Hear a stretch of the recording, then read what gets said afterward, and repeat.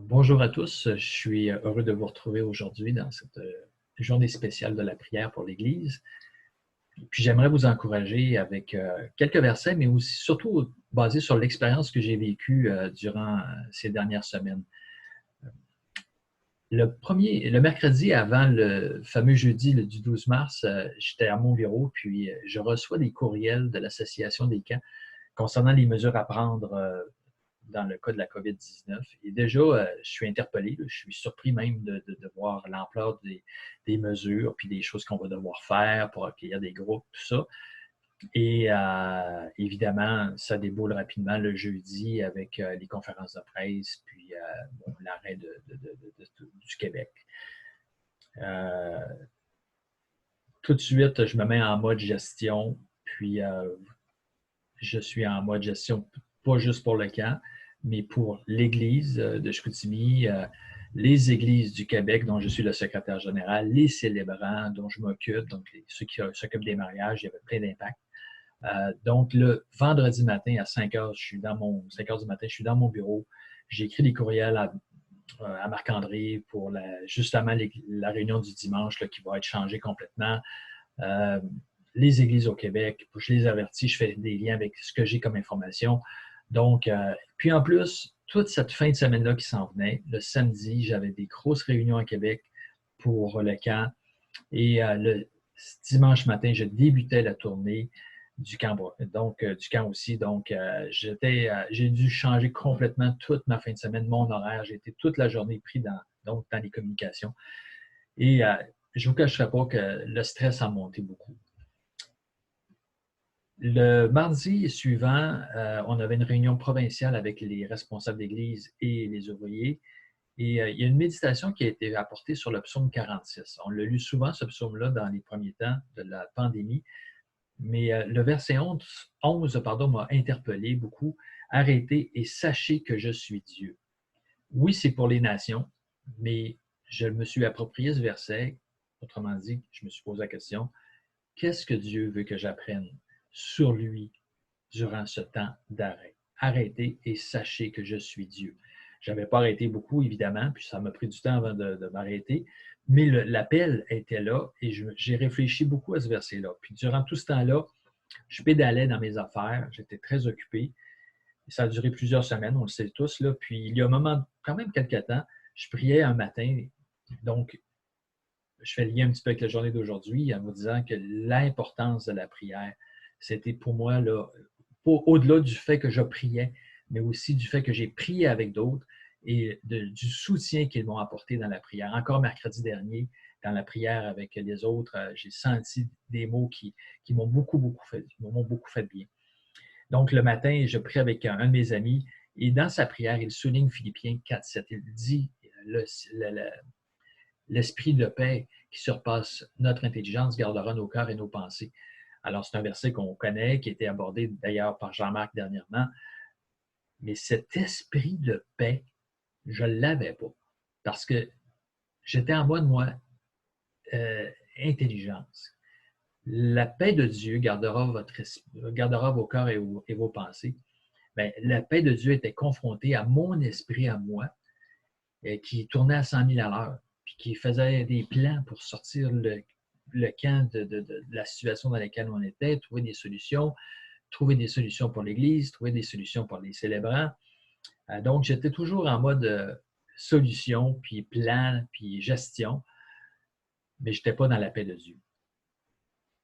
Mais ce rappel de ce verset durant la prière de mon ami m'a justement ramené à réfléchir sur la paix de Dieu. Puis cette réflexion, dans le passage de Philippiens chapitre 4, euh, on pourrait dire la paix de Dieu trouve sa réponse dans le fait que Dieu est un Dieu de paix.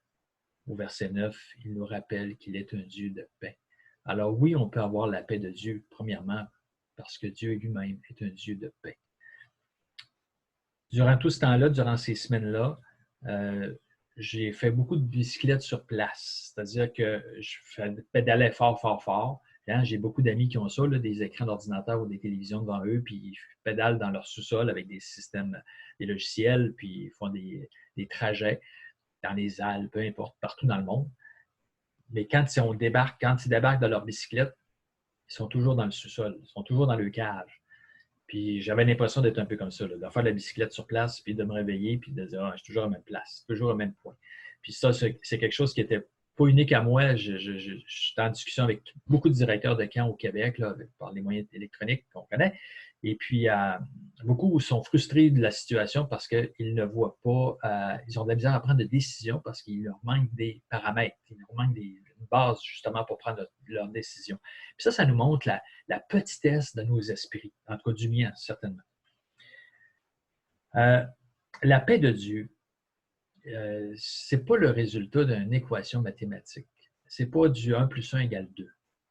Ça ne se fait pas comme ça. La paix de Dieu, ça se fait, c'est premièrement basé sur une relation. Donc, ce n'est pas une équation mathématique, mais c'est le résultat d'une relation avec Dieu.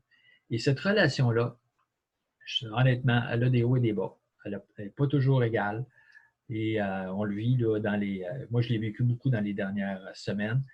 Et puis, je peux juste vous dire, pour terminer mon témoignage, c'est que la semaine qu'on vient de passer, c'était un peu l'aboutissement de toute la frustration que je vivais depuis 2 mois avec le fait que lundi soir, on a pris la décision d'annuler les camps pour l'été.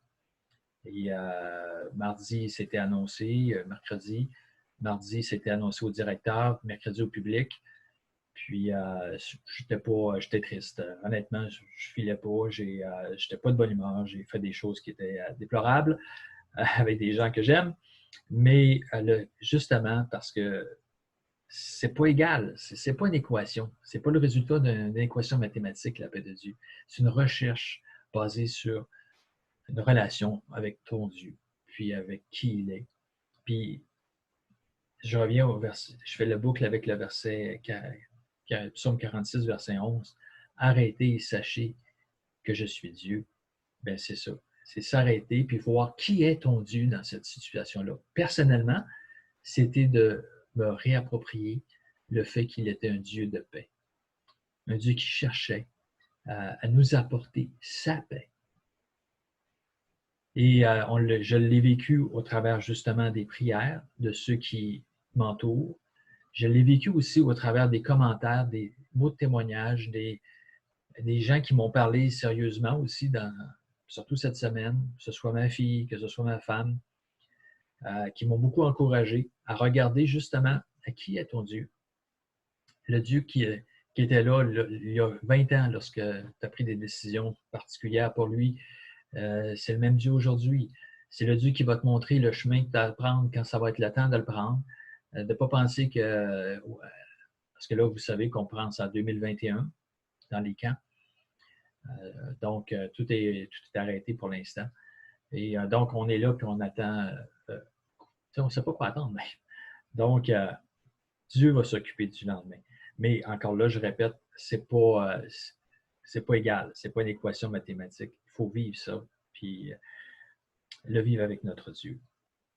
Un rappel aussi que je vais vous lancer, c'est que ces moments d'arrêt, ces moments plus difficiles, il ne faut pas les gaspiller. Il faut justement s'en servir pour affirmer notre homme, comme Jacques nous le rappelle, grandir dans la connaissance de Christ, dans la stature parfaite de Christ. Puis ça se fait en se connaissant, puis en connaissant notre Dieu. Je termine avec un petit passage que j'aime beaucoup dans Un roi, avec un personnage qui était lui aussi découragé souvent, Élie, qui fuit à ce moment-là Jézabel. Chapitre 19 de 1 roi, verset 11. L'Éternel dit, sors et tiens-toi dans la montagne. Il se cachait, Élie, à ce moment-là, il était dans une caverne. L'Éternel dit, sors et tiens-toi dans la montagne devant l'Éternel. Et voici, l'Éternel passa. Et devant l'Éternel, il y eut un vent fort et violent qui déchirait les montagnes et brisait les rochers. L'Éternel n'était pas dans le vent. Et après le vent, ce fut un tremblement de terre. L'Éternel n'était pas dans le tremblement de terre. Et après le tremblement de terre, un feu. L'Éternel n'était pas dans le feu. Et après le feu, un murmure doux et léger. Quand Élie l'entendit, il s'enveloppa le visage de son manteau. Il sortit et se tint à l'entrée de la caverne. Et là, Dieu va pouvoir utiliser Élie pour continuer le ministère pour lesquels il avait envoyé. Donc, le vent doux et paisible de Dieu, je prie qu'il soit avec vous aujourd'hui et dans les prochaines journées, qu'il nous inspire justement à chercher la paix de Dieu pour chacun d'entre nous.